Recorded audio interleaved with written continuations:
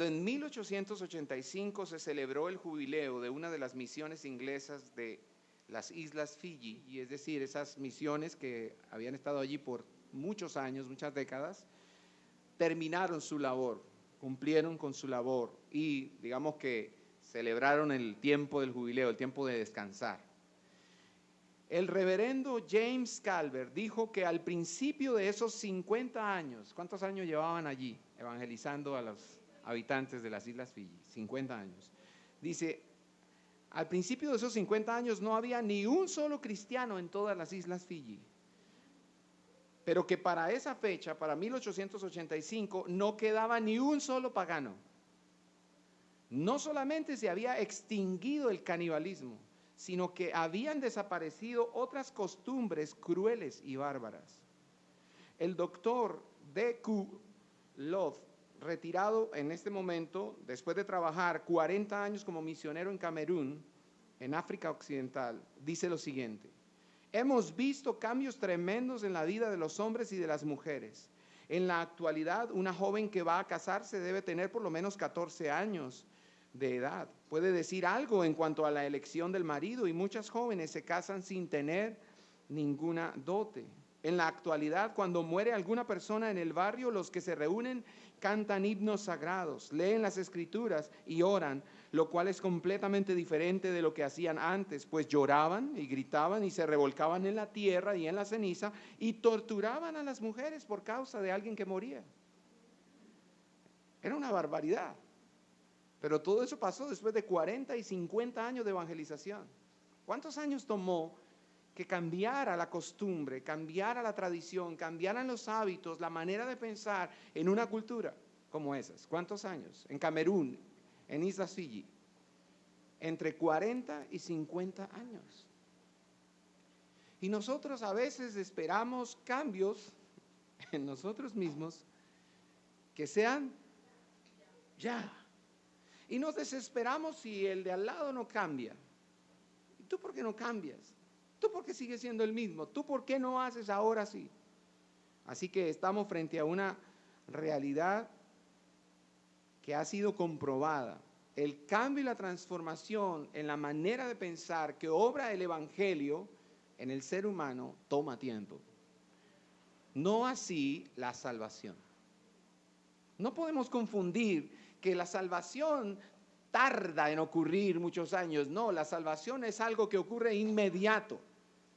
La salvación es por la fe y por la gracia y ocurre de manera inmediata cuando el pecador se arrepiente de su pecado, habiendo sido regenerado por el Espíritu Santo, recibiendo una nueva naturaleza, nuevos deseos y la capacidad de oír el Evangelio y entenderlo y entonces responder al Evangelio con arrepentimiento y con fe.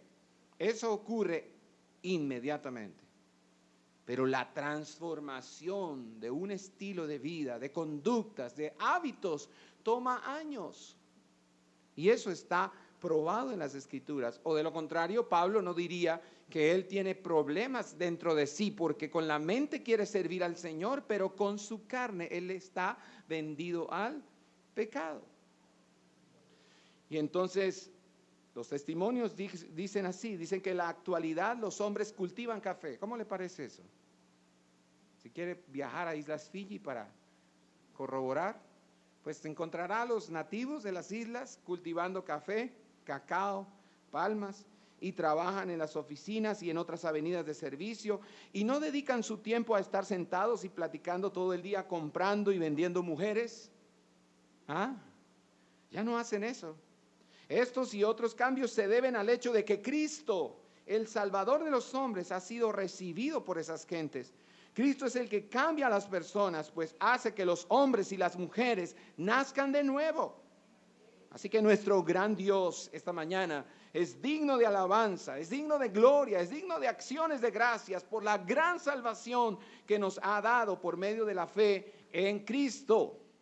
Y esta mañana usted y yo tenemos que llegar a esa conclusión. Aunque no somos todo lo que deberíamos ser, aunque mi esposa no es todo lo que debería ser, mi esposo no es todo lo que debería ser, mis hijos, mi mamá, todos tenemos quejas de los demás.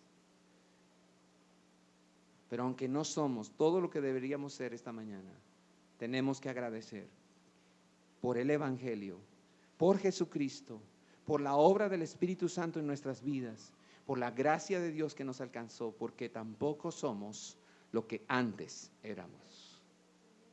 Ha ocurrido un cambio, ha ocurrido una transformación. Dios nos ha hecho nacer de nuevo y somos ahora cada día más como Cristo. Porque de Él, por Él y para Él son todas las cosas. A Él sea la gloria para siempre. Amén.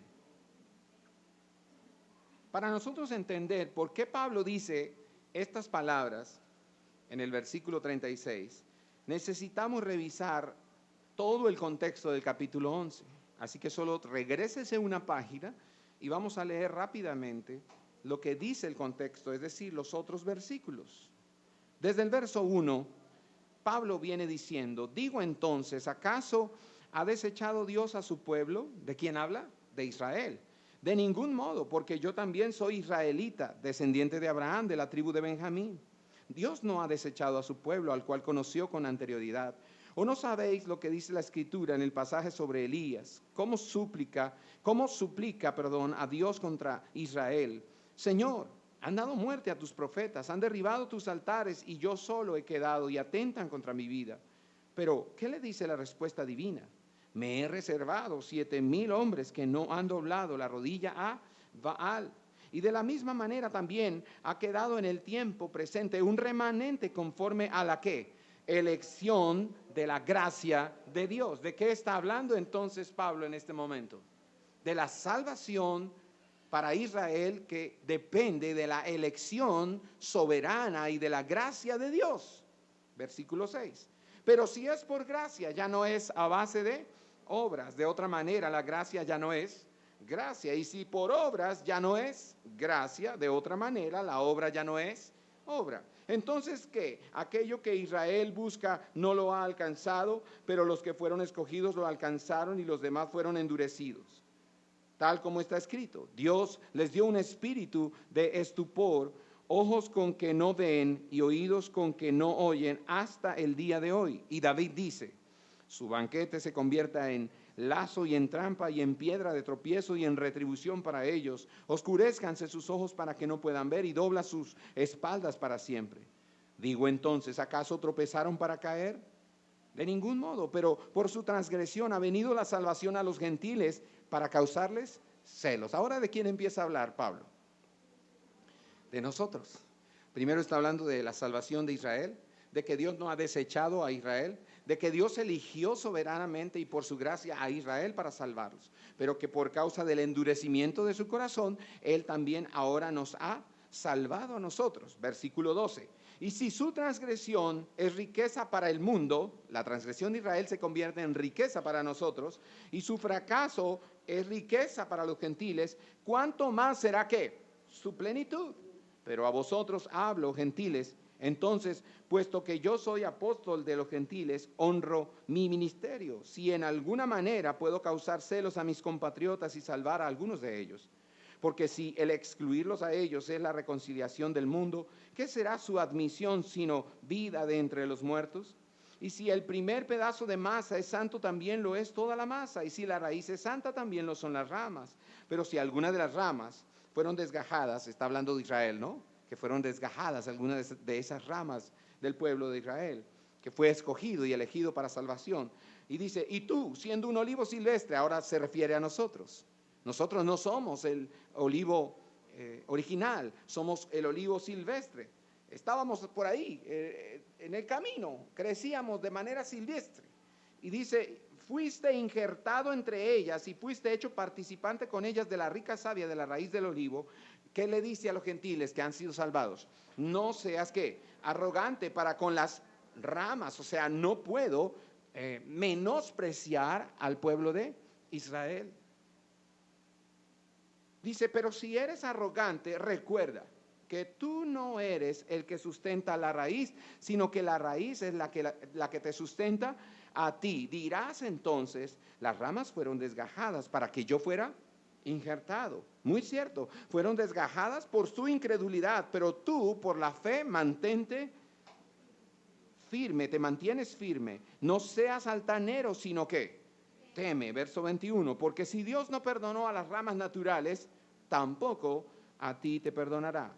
Mira pues la bondad y la severidad de Dios, severidad para con los que cayeron, pero para ti bondad de Dios si permaneces en su bondad. De lo contrario también tú serás ¿qué? Cortado. Y también ellos, si no permanecen en su incredulidad, serán injertados, pues poderoso es Dios para injertarlos de nuevo. Porque si tú fuiste cortado de lo que por naturaleza es un olivo silvestre y contra lo que es natural fuiste injertado en un olivo cultivado, ¿cuánto más estos que son las ramas naturales serán injertadas en su propio olivo? Porque no quiero, hermanos, que ignoréis este misterio. ¿Cuál misterio? La salvación de Israel y de los gentiles. ¿Que ha sido qué? Revelado. ¿Por qué fue revelado? Porque Cristo fue enviado. Y Cristo hace visible, hace posible, hace tangible la salvación para nosotros como para Israel. Y entonces él dice, porque no quiero, verso 25, hermanos, que ignoréis este misterio, para que no seáis sabios en vuestra propia opinión, que a Israel le ha acontecido un ¿qué? Endurecimiento ¿qué? Parcial, hasta que haya entrado la plenitud de los gentiles. ¿Por qué Israel está endurecido parcialmente hasta el día de hoy? Porque es necesario primero salvar ahora a los gentiles. Cuando sean salvados todos los gentiles que deben ser salvados, entonces, versículo 26, y así todo Israel que será salvo, tal como está escrito, el libertador vendrá de Sión, apartará la impiedad de Jacob, es decir, de Israel, y este es mi pacto con ellos cuando yo quite sus pecados. Versículo 28, en cuanto al evangelio, son enemigos por causa de vosotros, pero en cuanto a la elección de Dios, son ¿qué? Amados por causa de los padres, porque los dones. Ahora miren el contexto donde aparece el verso 29. Mire dónde aparece y por qué dice Pablo estas palabras del verso 29. Porque los dones y el llamamiento de Dios son ¿qué? Entonces, ¿cuáles son los dones y cuál es el llamado que son irrevocables? La salvación no es otra cosa. Pero fíjese que ese versículo está dentro de un contexto de salvación. Así que estúdienlo en su casa. Pues así, verso 30. Como vosotros en otro tiempo fuisteis desobedientes a Dios. ¿Quiénes éramos desobedientes a Dios? Pero ahora se os ha mostrado por razón ¿qué? De la desobediencia de ellos. Así también ahora estos han sido desobedientes. ¿Quiénes son ellos? Israel. Para que por la misericordia mostrada a vosotros, o sea a nosotros, también a ellos ahora ¿qué? Les sea mostrada misericordia. Porque Dios ha encerrado a todos. Wow. Porque Dios ha encerrado a todos en desobediencia para mostrar misericordia a todos. Oh, profundidad. Y aquí viene otro de los versículos que usan los profetas y los apostolitos para decir una cantidad de barbaridades, sacado de contexto, ¿no? Oh, profundidad de las riquezas y de la sabiduría y del conocimiento de Dios. Cuán insondables son sus juicios e inescrutables sus caminos. Y arrancan a decir, yo veo, yo siento, yo recibo, ahora estoy recibiendo una palabra del Señor. Y entran como en un trance raro, ¿no? Y ellos reciben de allá del espacio, de las galaxias, no sé de dónde les baja y por qué canal les baja, ¿sí? Si por DirecTV o por banda ancha, ¿cómo les baja tanta revelación? Y ellos citan este texto para referirse a nuevas revelaciones, porque como Dios es insondable en sus riquezas y sabiduría y en el conocimiento de Él, entonces cada día hay nuevas revelaciones. ¿Es lo que quiere decir Pablo con este versículo? Dentro del contexto de la salvación, ¿cierto? Dele una agüita de sidrón a la persona que escuche hablando de que recibe revelaciones y cosas. Dígale, venga, se toma una agüita una aromática de manzanilla conmigo, relájese, déjeme orar por usted. Y le leo el capítulo 11 de Romanos completo. Atención. Oh, profundidad de las riquezas y de la sabiduría y del conocimiento de Dios. Cuán insondables son sus juicios e inescrutables sus caminos. Está dicho en un contexto de ¿qué? Entonces tiene que ver con ¿qué? Está relacionado con y nada más que. Ok, Eso es lo que vamos a estudiar esta mañana. Aquí comienza el himno de alabanza de Pablo. Aquí comienza la canción de Pablo. Pablo está terminando estos 11 capítulos donde ha explicado el tema del pecado y la salvación. Y los cierra, lo concluye con esta doxología. Él dice, oh, vamos todos a decir, oh. Oh. ¿Cuándo es que decimos, oh? ¿Cuando estamos qué? Sorprendidos. Vamos, otra vez.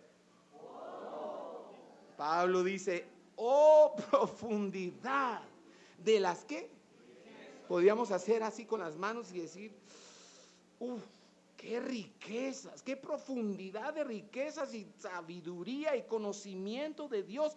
¿Cuán qué? Haga así como si estuviera nadando en un océano y se estuviera sumergiendo hacia abajo y estuviera descendiendo. Qué profundidad, qué insondables son qué, sus juicios. ¿Y qué más? E inescrutables sus caminos. Ahora pregunta retórica, pero pregunta cachetada. Esto es como retórica y sarcasmo.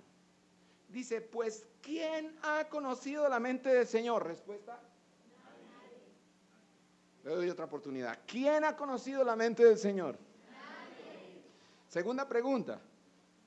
¿O quién llegó a ser su consejero? Nadie. Tercera pregunta. ¿O quién le ha dado a él primero para que se le tenga que recompensar? Nadie. Entonces, como nadie conoce la mente de Dios y como nadie le ha aconsejado la primera vez y como nadie le prestó a Dios para que Dios le devuelva ahora y le tenga que pagar, entonces todos juntos, 36, porque de Él, por Él y para Él son todas las cosas, a Él sea la gloria para siempre. Amén. Ahora entendemos por qué Pablo terminó con esas palabras. Cuando él dice, salvas a los judíos, los endureces, los pones a desobedecer porque no los dejas que vean, no los dejas que escuchen, teniendo ojos no ven, teniendo oídos no oyen, entonces se endurecen y no creen, vienen y crucifican al Salvador, al Mesías, y siguen endurecidos 2000 años después. ¿Cómo es esto? Y entonces los endureces para salvar a los gentiles. Y hasta que no salves al último gentil, ¿no ablandas otra vez a los judíos para salvarlos? ¿Qué profundidad de las riquezas de tu conocimiento y de tu sabiduría! ¿Cuán insondables son tus juicios e inescrutables tus caminos, Señor? Definitivamente, de Él, por Él y para Él son todas las cosas. De Él son los judíos. Por Él son los judíos y para Él son los judíos. De Él son los gentiles, por Él son los gentiles y para Él son los gentiles. A Él sea la gloria por siempre. Amén. Le pertenecemos. Volvemos a la primera pregunta del Catecismo de Heidelberg. ¿Cuál es nuestro único consuelo esta mañana? Tanto en la vida como en el momento de morir. ¿Cuál es? Que no somos dueños de nosotros mismos, sino que le pertenecemos a nuestro fiel Salvador y Redentor, Jesucristo. ¿Esa es su alegría esta mañana? Así que Pablo, habiendo contemplado el gran plan de salvación para los judíos y para los gentiles, basado en ese plan en la gracia de Dios, en la bondad, en la misericordia y en la gloria de Dios, porque usted lo puede mirar rápidamente. Vuelva a mirar en la página donde está el capítulo 11. ¿En qué se basa el plan de salvación de Dios para los judíos y para los gentiles? Versículo 5, mírelo rápidamente, el 5. Y de la misma manera también ha quedado en el tiempo presente un remanente conforme a la elección de ¿qué? De la gracia de Dios. ¿Por qué va a salvar a los judíos, al pueblo de Israel? Por la gracia. Versículo 6. Pero si es por gracia, ¿sí se da cuenta? Entonces, ¿por qué es la salvación para los judíos? Por gracia. Versículo 22. Mira pues, ahora hablando a los gentiles, mira pues qué cosa, la bondad y la severidad de Dios. Pero ¿qué expresa Pablo aquí? Que son salvos los gentiles por la bondad de Dios. ¿Ah? Bondad. Primero gracia, ahora bondad. Versículo 30. Pues así como vosotros en otro tiempo fuisteis desobedientes a Dios, pero ahora se os ha mostrado ¿qué? Misericordia. ¿Por qué podemos ser salvos? Por su misericordia. Ahora versículo 31. Así también ahora estos han sido desobedientes para que por la ¿qué? Misericordia mostrada a vosotros, también ellos ahora ¿qué? ¿Les sea mostrada? ¿Qué se les mostró antes? Gracia. ¿Y qué se les va a mostrar ahora? Misericordia. ¿No le parece maravilloso? ¿Qué se les mostró antes? Regalo inmerecido. Se les dio algo que no se merecían. Se les dio algo que no habían ganado. Fueron desobedientes. Fueron duros de corazón. Pero al final de los tiempos el Señor les va a dar ahora ¿qué cosa? Lo que no se merecen. No les va a dar lo que se merecen, que es un castigo, una pela eterna. No, les va a dar misericordia. Y versículo 32, porque Dios ha encerrado a todos en desobediencia, ¿para qué? Para mostrar misericordia. Entonces, cuando Pablo contempla el gran plan de salvación para judíos y gentiles, que está basado en ¿qué? Gracia, bondad, misericordia. Y al final, ¿en qué está basado? Versículo 35. Porque de Él, por Él y para Él son todas las cosas. ¿A Él qué? A Él sea la gloria. Entonces, ¿en qué se basa el plan de salvación también para judíos y gentiles? Es para glorificarse a sí mismo. Dios se va a glorificar a sí mismo. Cuando Él entiende la magnificencia de este plan de salvación, Pablo tiene que concluir con una doxología. Eso se llama alabanza. Nuestro tema es solo un Dios sabio, como nuestro Dios, podía cambiar o transformar la caída de Israel en salvación para todo el mundo. Solo un Dios sabio podía hacer eso. Los planes de Dios no serán frustrados, ni sus propósitos quedarán sin cumplimiento. Ningún ser humano puede conocer por completo la mente de Dios. Ningún ser humano puede aconsejar a Dios.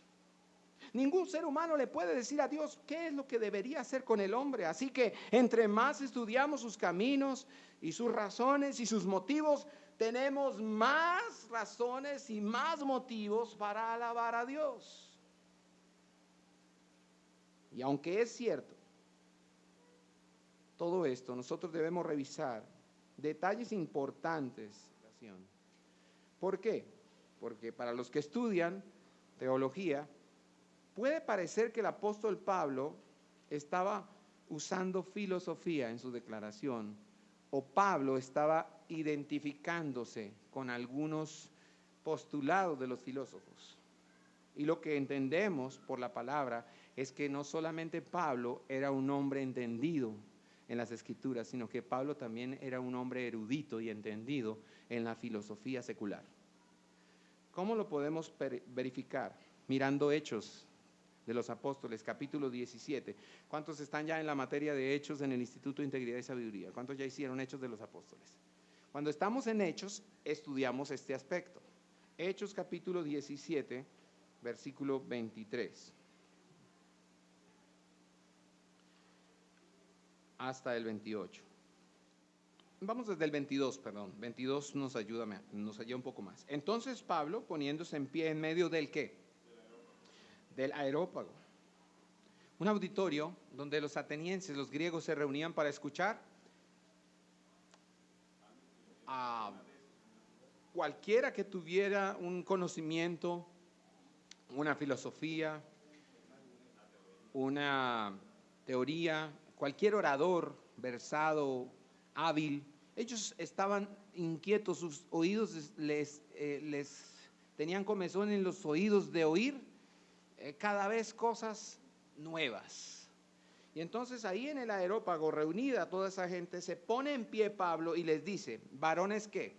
Atenienses, percibo que sois muy religiosos en todo sentido, porque mientras pasaba y observaba los objetos de vuestra adoración, hallé también un altar con esta inscripción: al Dios desconocido, pues lo que vosotros adoráis sin conocer, eso os anuncio yo. El Dios que hizo el mundo y todo lo que en él hay, puesto que es Señor del cielo y de la tierra, no mora en templos hechos por manos de hombres. ¿Se da cuenta que ya está expuesta la posición teológica de Pablo? Pablo ya está diciendo aquí, sin citar a los filósofos atenienses o griegos, él ya está diciendo que de Dios son todas las cosas, porque Dios las creó.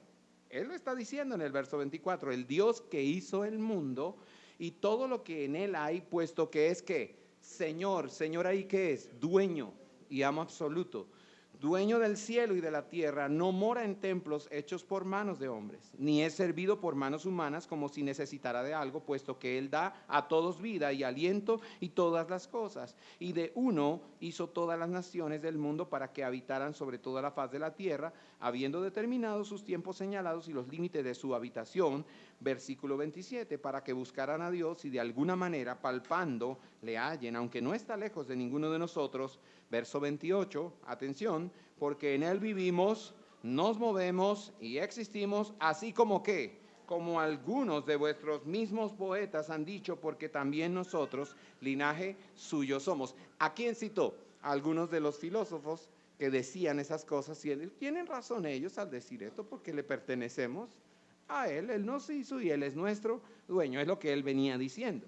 Así que es probado a través de la Escritura que Pablo conocía a los epicúreos y a los estoicos, a los filósofos griegos, y Pablo era capaz de citarlos a ellos para confirmar su mensaje evangelizador. Y por eso es que quizá también él dice en el final de su doxología en el capítulo 11, porque de Él, por Él y para Él son todas las cosas, a Él sea la gloria para siempre. Amén. Esa es la expresión paulina. Todas las cosas vienen de Dios, la naturaleza, subsisten y regresan a ti. Él no era de manera alguna un panteísta. Pablo no era un panteísta. ¿Qué es panteísmo? Para los que no saben qué es panteísmo, es una creencia o concepción del mundo y una doctrina filosófica según la cual el universo, la naturaleza y Dios son equivalentes. La ley natural, la existencia y el universo, la suma de todo lo que fue, es y será, se representa por medio del concepto teológico de Dios. La palabra está compuesta del término griego pan, que significa todo, y teos, que significa Dios. Entonces, panteísmo significa todo es Dios y Dios está en todo. Pablo no era panteísta. Pablo no podía afirmar que el árbol era Dios. Pablo no podía afirmar que nosotros somos parte de la esencia, somos partículas de la gran esencia, como afirman algunos. Pequeños dioses, autosuficientes y capaces de salvarnos a nosotros mismos. ¿Eso cómo se llama? Eso es el espíritu del anticristo. Eso es satanismo. Es quitar a Dios del centro y poner al hombre en el centro. ¿Cómo lo llamamos hoy? Humanismo. Entonces, el canto de alabanza de Pablo no está dedicado ni a la naturaleza ni al universo, sino al trino Dios que se reveló en Jesucristo para salvación. La fuente de este dicho del apóstol está pues en la Escritura, en las enseñanzas de esta aplicadas a su corazón por el Espíritu Santo. Cuando él dice todas las cosas, en el versículo 36, porque de Él, por Él y para Él, ¿qué? Son todas las cosas. ¿A qué se refiere Pablo cuando dice todas las cosas? ¿Se refiere esta expresión a todas las cosas que hay en la creación? Porque Juan capítulo 1, versículo 3, dice, todas las cosas fueron hechas por medio de Él y sin Él nada de lo que ha sido hecho fue hecho. ¿Será que Pablo se está refiriendo a eso? Porque también en 1 Corintios capítulo 8, versículo 6, dice, sin embargo, para nosotros hay un solo Dios, el Padre de quien proceden todas las cosas y nosotros somos para Él, y un Señor Jesucristo por quien son todas las cosas y por medio del cual existimos nosotros. Quizá Pablo se refería a esa expresión. Pero definitivamente, lo más probable es que Pablo no se refería a ninguna de estas dos cosas, porque en el contexto donde Pablo está diciendo porque de Él, por Él y para Él son todas las cosas, es un contexto de salvación y de redención para judíos y para gentiles. Así que cuando él dice todas las cosas, no se refiere a todas las cosas creadas, sino a la salvación y a todas las cosas pertinentes a la salvación. El contexto inmediato donde se dice todas las cosas está, por ejemplo, en el versículo 25, 26 y 27 de ese mismo capítulo. Mírelo usted, por favor. Porque no quiero, hermanos, que ignoréis este misterio. ¿Cuál misterio? El misterio de la salvación. Para que no seáis sabios en vuestra propia opinión, que a Israel le ha acontecido un endurecimiento parcial hasta que haya entrado la plenitud de los gentiles. Y así todo Israel será salvo, tal como está escrito. El libertador vendrá de Sión, apartará la impiedad de Jacob, y este es mi pacto con ellos cuando yo quite sus pecados. ¿En qué contexto se dice todas las cosas son de Él, por Él y para Él? En un contexto de salvación, de redención, de perdón de pecados para el pueblo de Israel. Entonces, la frase porque de Él, por Él y para Él, en este caso se refiere a Dios como la fuente de nuestra salvación. Se refiere a Dios como la fuente de nuestra salvación. Repito, Él no está diciendo de Él, por Él y para Él son todas las cosas, refiriéndose a las cosas creadas. Él está diciendo porque de Él, por Él y para Él, refiriéndose a la salvación y a todas las cosas pertinentes a la salvación para judíos y para gentiles. En este caso, Pablo está afirmando que es por medio de su gracia y del poder de Dios que la salvación se hace realidad en nuestras vidas, y es para Él. Es decir, la gloria a causa de esta salvación tan grande, toda la gloria que haya por la salvación que recibimos es para Dios, porque Él es la fuente de la salvación, porque Él es el que realiza la salvación y Él es la meta de la salvación. ¿Cuál es la meta de la salvación? La gloria de Dios. Podríamos decir esta mañana que el título puede cambiar, puede ser de la teología, cuando la teología se convierte en doxología o cuando la teología llega a ser doxología, o podríamos llamar a nuestra enseñanza esta mañana, somos salvados para adorar. Somos salvados para adorar a Dios.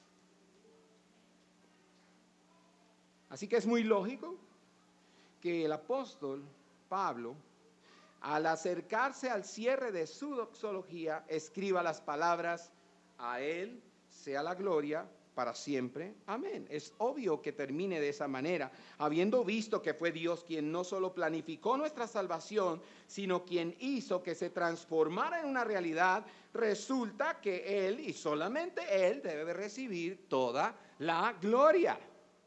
Le pertenezco a Él. Desde antes de la fundación del mundo, Él me escogió para que fuera santo y sin mancha delante de Él. Me adoptó por medio de Jesucristo y me hizo hijo suyo por medio de su Hijo. Él me escogió, Él me salvó, Él llevó a cabo todo el plan. Yo no participé en absolutamente nada. Usted y yo lo único que aportamos dentro de esto se llama el pecado. Para que entonces sea necesario el Salvador, nosotros somos necesariamente pecadores. ¿Y cómo nos cuesta aceptar ese rol dentro de la historia, no? Estamos como niños allí frente al profesor de teatro en el colegio. Y el profesor de teatro dice: vamos a hacer una obra de teatro para el fin de año.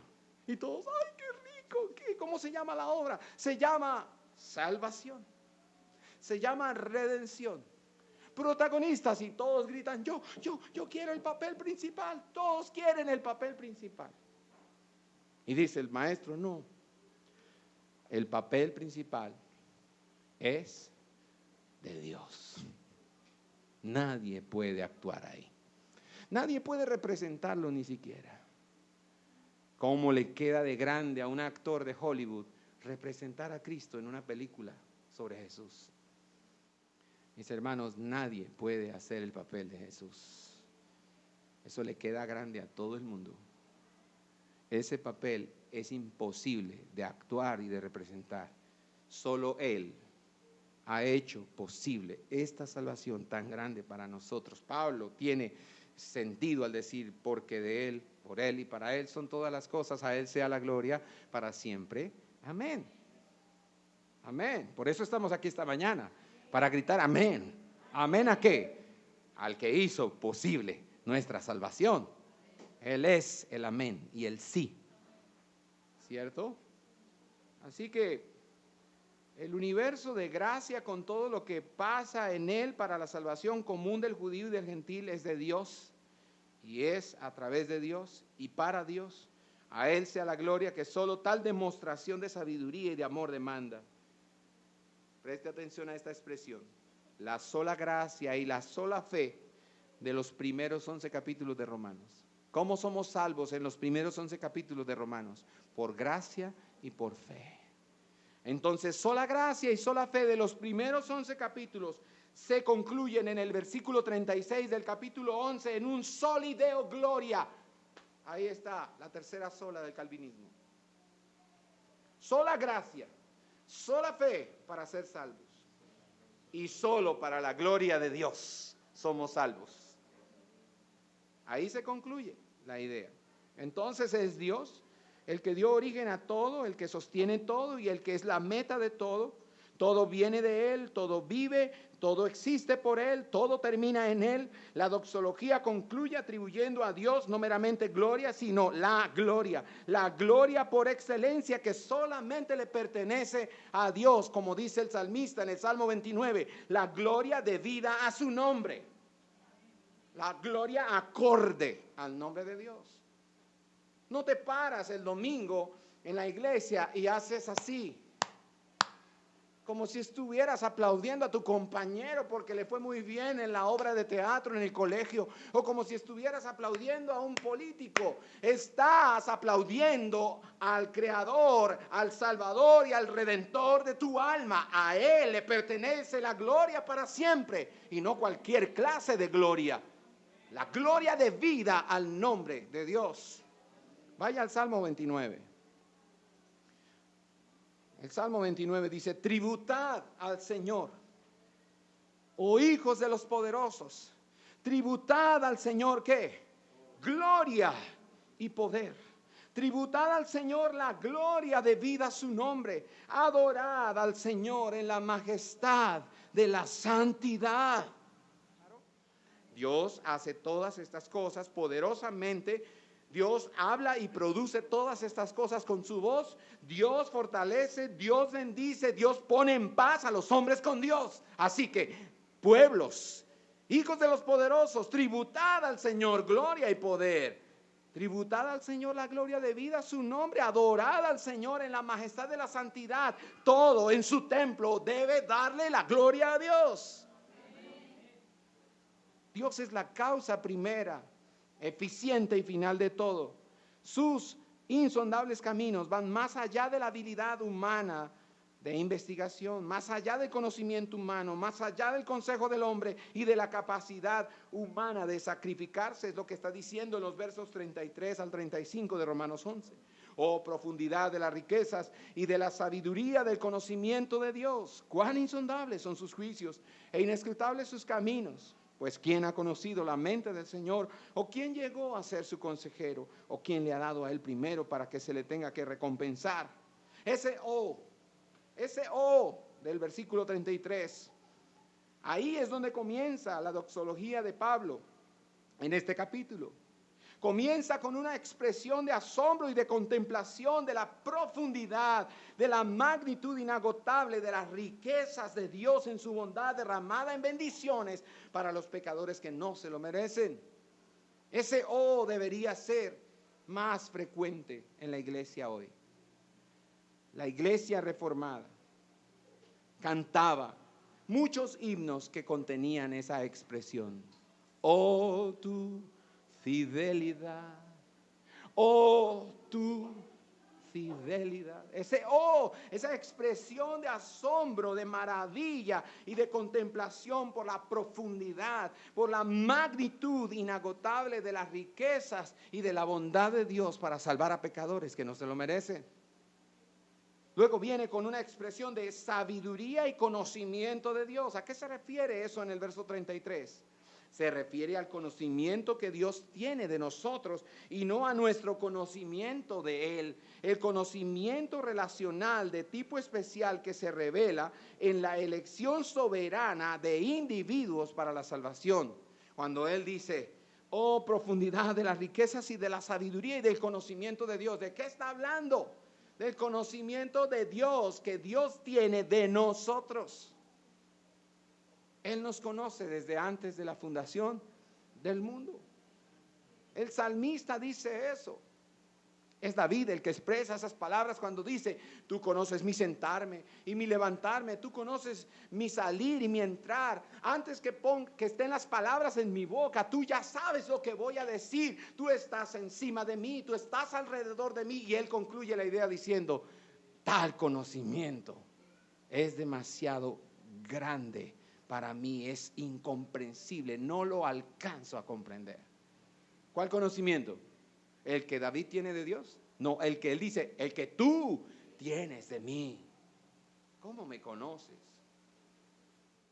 Bueno, eso es lo que debe maravillarnos, que Dios nos conoce así y más profundamente. Luego la expresión: cuán insondables son sus juicios e inescrutables sus caminos. Podemos decirlo juntos: cuán insondables son sus juicios e inescrutables sus caminos. ¿A qué se refiere eso? Tiene que ver con la ejecución de las directrices de la historia de la salvación. Hay un plan de salvación, y cuando Pablo dice cuán insondables son sus juicios e inescrutables sus caminos, Pablo se está refiriendo al plan de salvación y a la forma como lo ejecuta Dios, que es imposible de comprender. ¿Cómo es que diriges todo el plan? ¿Cómo es que lo trazas? ¿Cómo es que lo llevas a cabo con un control providencial que Dios tiene de la historia de la salvación, como algo que está más allá de la comprensión del ser humano? Por eso él dice cuán, no dice insondables nada más, dice cuán insondables son sus juicios e inescrutables sus caminos. Y tenemos que ir al Salmo 36, versículos 5 al 9.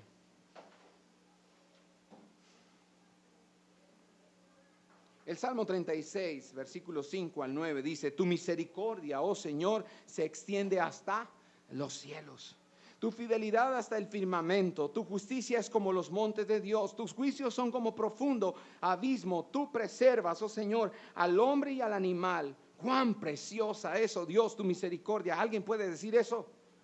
¿Alguien puede decir amén a esa expresión? Cuán preciosa es, oh Dios, tu misericordia. Por eso los hijos de los hombres se refugian a la sombra de tus alas, se sacian de la abundancia de tu casa y les das a beber del río de tus delicias, porque en ti está la fuente de la vida, en tu luz vemos la luz. Tu misericordia, ¿hasta dónde dice el salmista que se extiende? Levante los brazos y diga: la misericordia de Dios se extiende. Haga así como los niños, hasta los cielos. Eso es muy alto, muy alto.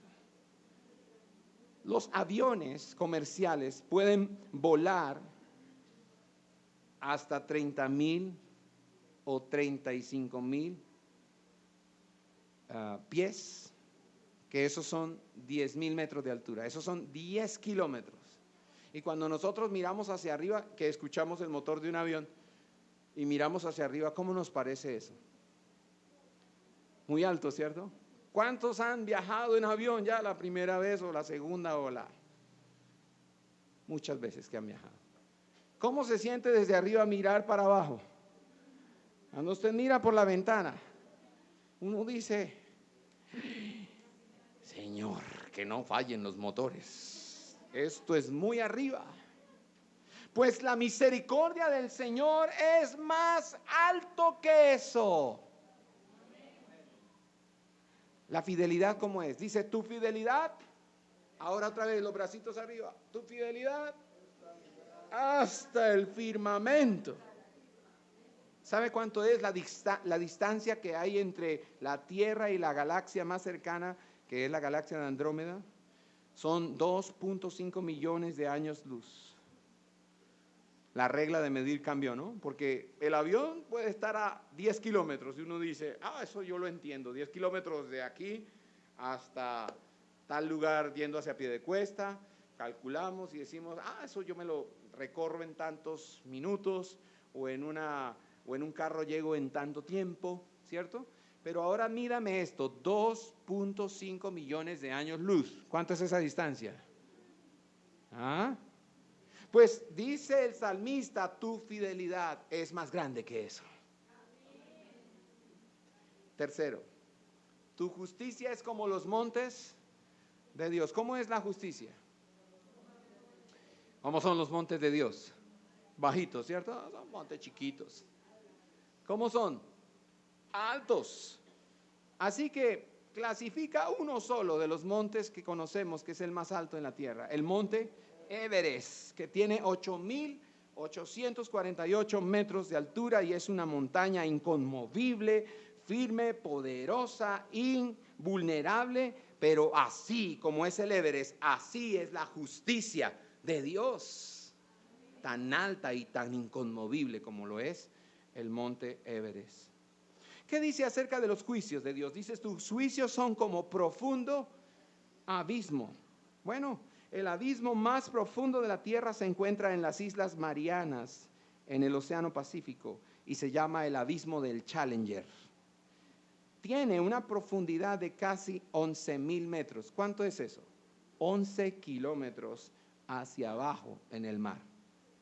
¿Le interesaría ir a conocer allá? ¿Quién quiere ir a visitar ese lugar? Wow, eso es muy abajo y muy oscuro. Y hay una presión terrible. Hay que bajar en una máquina, en una nave especial, en un submarino especial. El único hombre que ha descendido hasta 9.000 metros dentro de un aparato especial es James Cameron, que ustedes lo conocen. Es un productor de cine y también de documentales que tienen que ver con la exploración del mar. Así que cuando dice tus juicios son como profundo abismo y usted piensa 11 kilómetros hacia abajo, ¿cómo son los juicios de Dios? Más profundos. Es de eso de lo que está hablando Pablo cuando dice, oh profundidad de las riquezas y de la sabiduría y del conocimiento de Dios. ¿Cuán qué?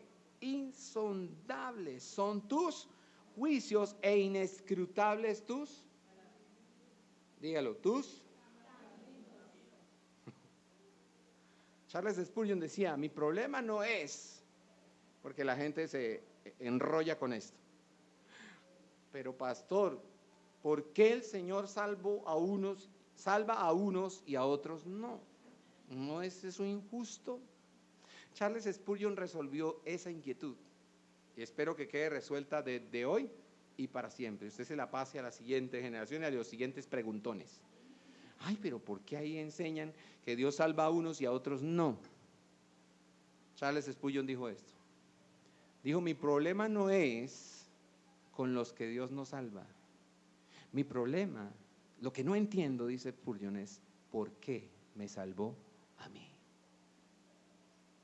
Esa es la pregunta que tenemos que hacer. Porque es insondable Dios en sus juicios e inescrutable en sus caminos. ¿Qué se te ocurrió, Dios? Salvarme a mí, pero tú no me conoces, Dios. Dios dice, sí, te conozco. Sé quién eres. Conozco tu levantarte y tu acostarte, tu salir y tu entrar. Sé lo que piensas antes de que lo digas. Estoy sobre ti y alrededor de ti. No puedes escapar de mi presencia. Aunque subas a lo alto de los cielos, allí estoy yo. Aunque vayas a lo profundo del mar, ahí está mi presencia. Aunque te extiendas al extremo del mar, allí te va a asir mi diestra. No puedes huir de mí. Sé quién eres. Y entonces Pablo dice, oh, y tenemos que decir esta mañana ¿cómo? Oh, mi mamá no sabe qué hago cuando me levanto, cuando me acuesto, cuando entro y cuando salgo todo el tiempo. Mi papá tampoco, mi hermano en la iglesia tampoco, mi pastor tampoco sabe qué es lo que está pasando conmigo cuando nadie me ve.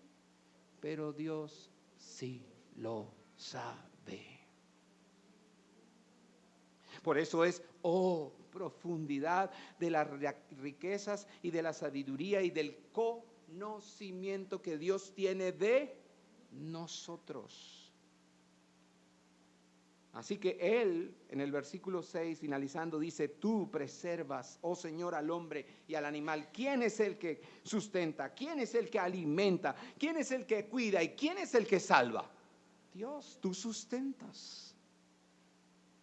Por eso, la exclamación del 7, mire la doxología en el 7 del Salmo 36, verso 7, mire la doxología, la alabanza.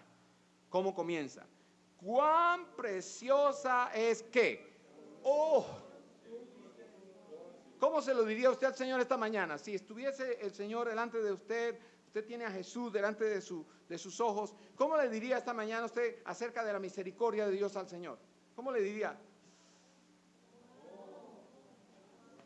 Hay que decir, oh, o como dicen hoy los gomelos, wow.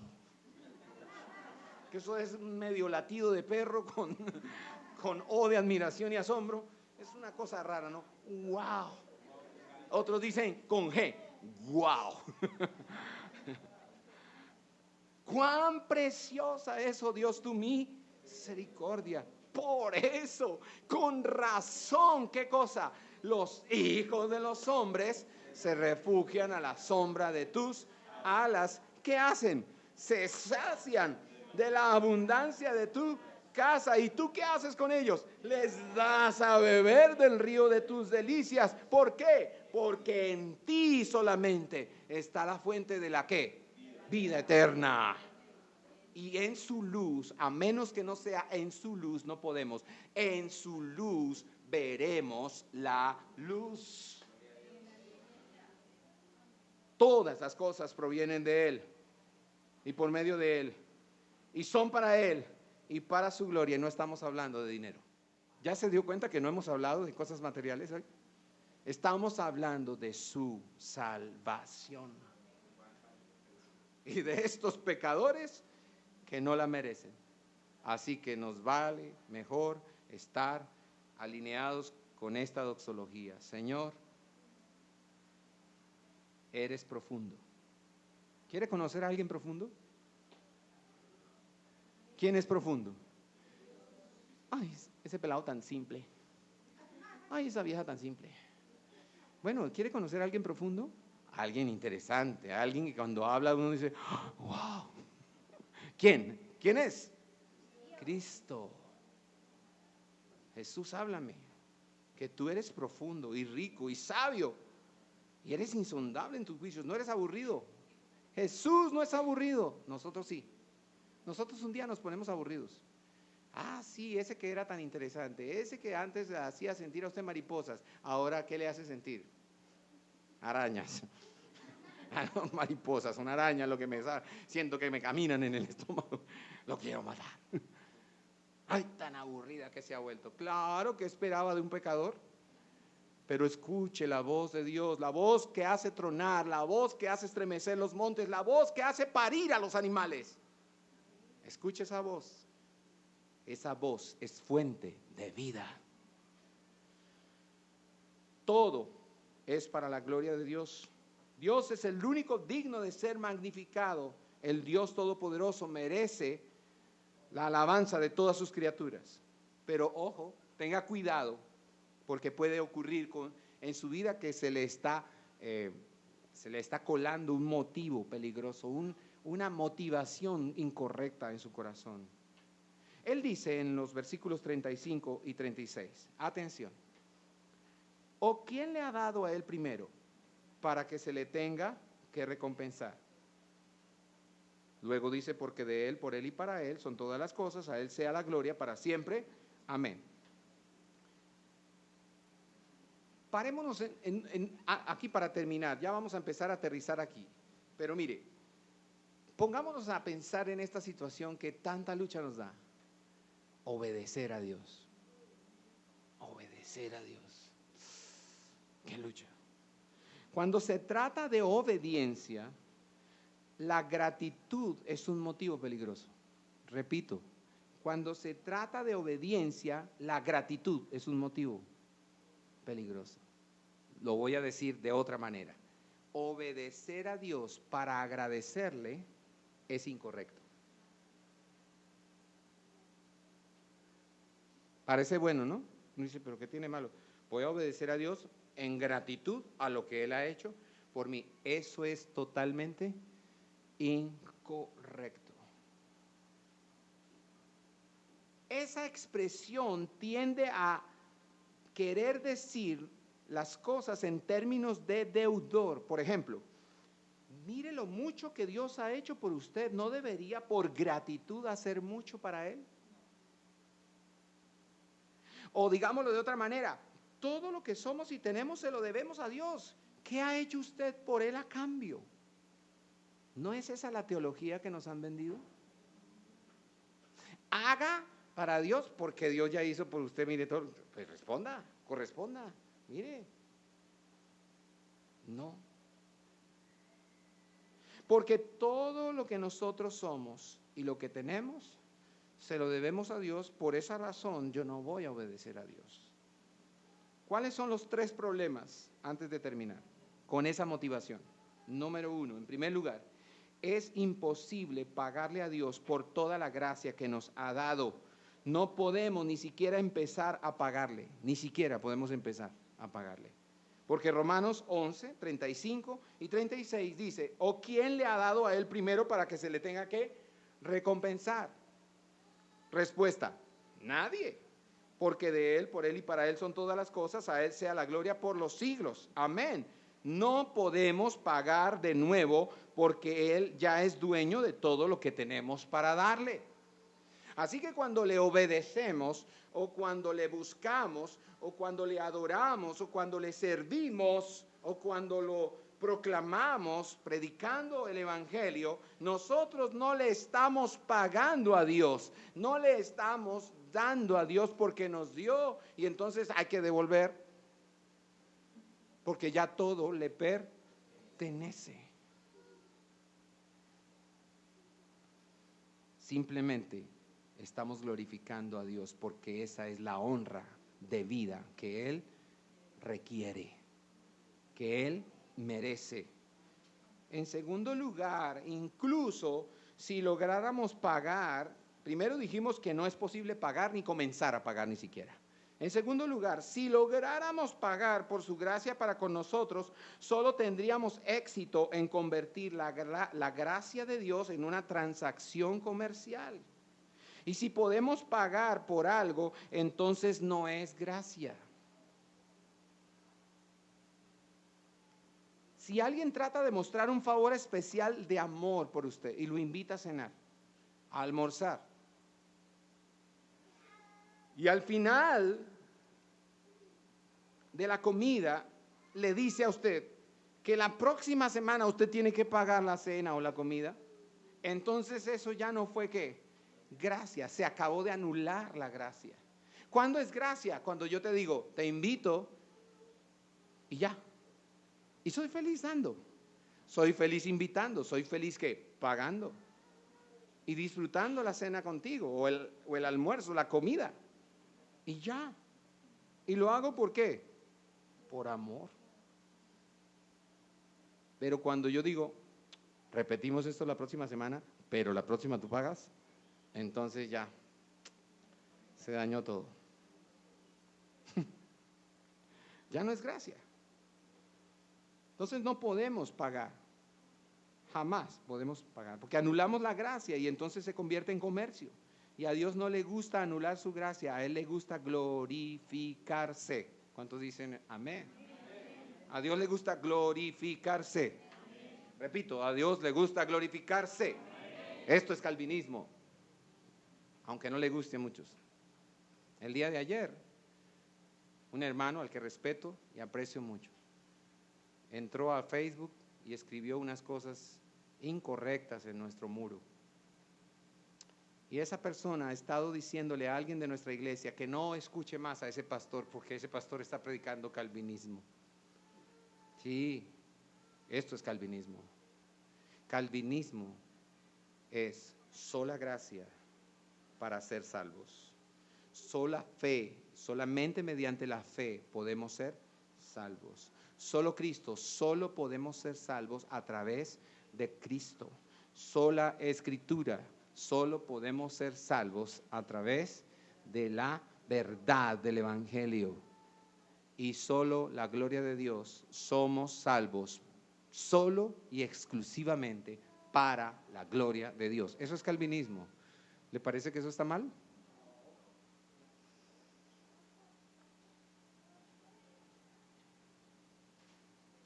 Algunos son más calvinistas que Calvino. Esos son los que le dicen a los hermanos que se congregan en iglesias calvinistas: no escuche al pastor porque él está predicando calvinismo. O esos son los que vienen de visita, que vienen de otras iglesias, no personas nuevas, me refiero a personas que vienen de otras iglesias, vienen aquí de visita. Entonces se sientan ahí y evalúan, ¿no? Bueno, pues al pastor le faltó un poquito en la introducción, no fue muy claro, ¿no? Y luego en los conectores entre la introducción y el primer punto, y no hizo la conclusión, no dio aplicación. No, esta iglesia no me sirve. Esos son más calvinistas que Calvino, porque ellos vienen a evaluar si yo predico como Miguel Núñez, como MacArthur o como John Piper. Si no se les parece, no quieren quedarse acá. Pues esto es una construcción de una iglesia. Estamos haciendo un pequeño paréntesis aquí en el estudio. Esto se llama una construcción de una iglesia, una plantación de una iglesia. Y en una plantación todos estamos aprendiendo, hasta el pastor que está plantando la iglesia. Y si usted viene a exigir que le den de una iglesia de 20 o de 30 años que ya dejó de ser plantación y ya es una iglesia madura, entonces usted no tiene un problema pequeño, usted tiene un gran problema y se llama orgullo. Y los orgullosos es mejor que no regresen. Dios va a trabajar con gente humilde. Y el problema del orgullo está en nuestro corazón. Toda la semana luchamos con eso. Si algo se me sale de control, esta semana fue una de las confrontaciones que el Señor me hizo. Si algo se me sale de control, ¿por qué, José, estás tan incómodo? ¿Por qué te molesta? ¿Por qué explotas? ¿Por qué quieres tener el control? Revisa tu corazón. ¿Cuál es la motivación? ¿Y sabe qué me mostró el Señor? Que tengo un ídolo en el corazón escondido que se llama aprobación. Quiero tener el control de todo para que todos ustedes me digan: todo está bien, pastor, excelente, todos los grupos de vida, mujeres, parejas, todo aquí es excelente. Entonces yo me iría para la casa así. ¿Sí ves cómo me sale todo aquí? Nada se me sale de control. ¿Quién es el único que puede decir eso? Nada se ha salido de su mano. ¿Quién es ese? Todo está bajo su control. ¿Quién es ese? Ni un pajarito cae de los cielos. ¿Quién es ese? Y no es su voluntad, ¿no? Entonces a veces queremos ser diositos. Y Dios me dice: pues le voy a sacar de control todas las veces que sea necesario la iglesia, los hermanos, las personas que sirven, las voy a poner patas arriba hasta que tú renuncies a ese ídolo. No tienes el control. Es mi iglesia, no tu iglesia.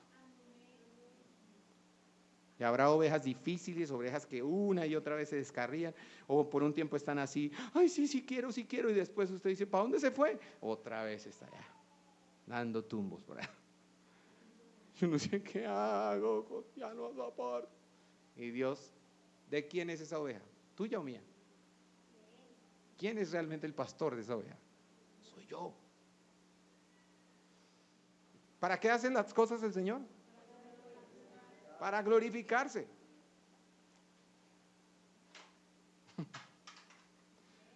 Efesios 1, versículos 6, 12 y 14. Los tres versículos por separado. Efesios 1, versículos 6, 12 y 14. Ténganlos ahí, rápidamente los va a ver en la pantalla, pero vaya rápido a su Biblia también y lea conmigo. Para alabanza de la gloria de su gracia que gratuitamente ha impartido sobre nosotros en el amado. Versículo 12. A fin de que nosotros, que fuimos los primeros en esperar en Cristo, seamos para alabanza de su gloria. Versículo 14. Que nos es dado como garantía de nuestra herencia con miras a la redención de la posesión adquirida de Dios para alabanza de su gloria. ¡Qué Dios tan ególatra! Todo para alabanza de su gloria. ¿Es que hay alguien mejor que Él? ¿Hay alguien por encima de Él? Como no hay nadie por encima de Él, ni nadie es mejor que Él, Él hace todas las cosas para su propia gloria, porque nadie está por encima de Él. Él es el único estándar de grandeza, majestad, hermosura, perfección. Está más alto que todas las cosas creadas porque es el creador. Y porque es el creador, todo es de Él, por Él y para Él. Y a Él sea la gloria para siempre. No para nosotros, nada. El salmista dice, no a nosotros, oh Jehová, no a nosotros, sino a tu nombre sea la gloria. No a nosotros. ¿Qué tal las vasijas, no? Orondas ellas, orgullosas, reclamando reconocimientos. Deme un así, una palmadita, algo. Dígame, una picada de ojo, Señor. Algo así como que, o dígame algo así como para sentir que todo está bajo control. Y Dios está inmutable, Él no se mueve, Él no parpadea, Él no me dice, chévere, Él no me dice, adelante, nada, no me dice nada. Haz lo que tienes que hacer para mi gloria, glorifícame, glorifícame, glorifícame, glorifícame. Cuando llegues a mi presencia, no habrás terminado de hacer, no habrás ni siquiera empezado de hacer lo que debes hacer, glorificarme. Se te va a ir la eternidad haciendo lo que debes hacer, darme gloria, admirarme, asombrarte de mi grandeza. Algunos pensamos que ya terminamos, ¿no? Oh, ya, 30 años en la iglesia sirviendo al Señor. ¿Cuántos años en el ministerio, hermano? Mire, yo ayudé a plantar esa iglesia, yo ayudé allá. Yo veo, aún en la coalición por el evangelio, veo hermanos que están perdiendo la cabeza, publicando, y está allí plantando allá, y está haciendo allí, está haciendo allá. Las redes sociales es una manera en que Dios está evaluando el corazón nuestro. ¿A quién le importa qué grabaste, qué dijiste, qué predicaste, qué hiciste, en dónde serviste? Glorifica a Dios, para eso existimos. Porque Él nos ha salvado. Debemos magnificarlo, porque Él ha hecho posible esta salvación de Él, por Él y para Él. Entonces soy de Él, soy por Él, soy para Él. A Él sea la gloria en mi vida. En tercer lugar, enfocarnos en la gratitud como un motivo para obedecer a Dios tiende a pasar por alto la importancia crucial de tener fe en la gracia futura de Dios. Y esto es Piper. La gratitud ve de nuevo la gracia recibida en el pasado y se siente agradecida. ¿Cuántos están agradecidos esta mañana? Atención, ¿cuántos están agradecidos esta mañana por lo que ya recibieron? Amén. Pero eso no es la razón por la que vamos a obedecer. ¿Por qué vamos a obedecer? Por fe vamos a obedecer.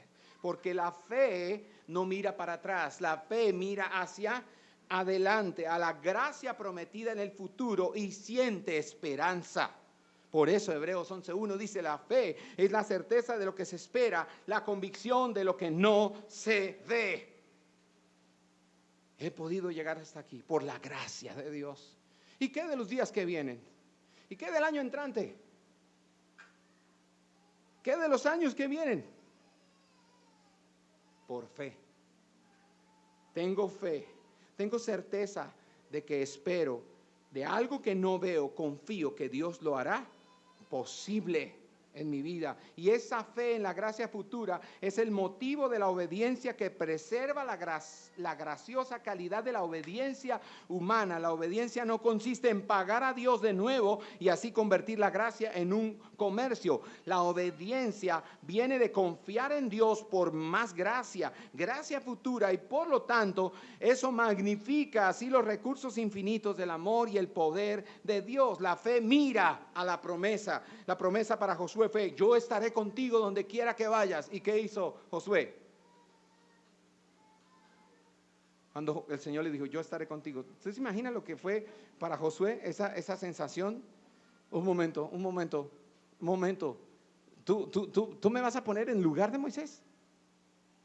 Sí, Josué. ¿Cuál es el problema? ¿Cuál era el problema de Josué en un momento dado? Pudo haber estado en su corazón. ¿Cuál es el problema? La comparación, ¿no? Las expectativas. Eso hablábamos en el Ministerio de Alabanza en una reunión el viernes en la noche. Les pregunté cuáles son sus aportes, cuáles son sus preguntas, sus inquietudes. Me decían las niñas, es que hay un problema, y es que cuando estamos en el piano dirigiendo la adoración nosotras, nos comparamos contigo y entonces empezamos a pensar, pero yo no soy tan buena como José, yo no toco el piano como José, yo no canto igual que él, yo no dirijo igual que él. Entonces, ¿cuál es el problema ahí? Las expectativas que tenemos no están puestas en Dios. Todo el tiempo, si yo me pongo a compararme cómo predico, pues no, el pastor Núñez, no, qué pena, uy, qué vergüenza. No, yo no puedo, no podría nunca predicar si me empiezo a comparar con otros predicadores. ¿Cuál es el problema? Que no hay fe, que no confiamos en la gracia que Dios nos dará mañana para hacer lo que Él nos pide que hagamos. No importa si se parece o no, o si es mejor o no, ese no es el punto. El punto es, Él me llamó, Él me dijo que hiciera. Él le dijo a Josué, yo estaré contigo donde quiera que vayas. ¿Qué tenía que hacer Josué? Ir. Y el ir de Josué no fue un ir a la aventura, un ir en sus propias fuerzas, es un ir confiando en lo que Dios ha dicho. Yo estaré contigo. Yo estaré contigo, está diciéndonos Dios esta mañana. Yo estaré contigo, eso es lo que vale. Así que podemos hacer doxología nosotros esta mañana. ¿Cuántos quieren hacer doxología esta mañana? Esta mañana vamos a recordar las palabras de Pedro en su primera epístola, capítulo 5, versículos 6 al 11, y vamos a terminar de esta manera. Vamos a hacer doxología, vamos a alabar a Dios por la salvación tan grande, por la obra tan grande, por el amor tan grande, por la compasión, por el favor que nos ha dado en Cristo Jesús. Primera de Pedro, capítulo 5, versículos 6 al 11. Juntos leamos, por favor. Humillaos pues bajo la poderosa mano de Dios, para que ¿qué? Para que Él os exalte a su debido tiempo, echando toda vuestra ansiedad sobre Él, porque Él tiene cuidado de vosotros. Sed de espíritu sobrio, estad alerta. Vuestro adversario el diablo anda al acecho como león rugiente, buscando a quien devorar.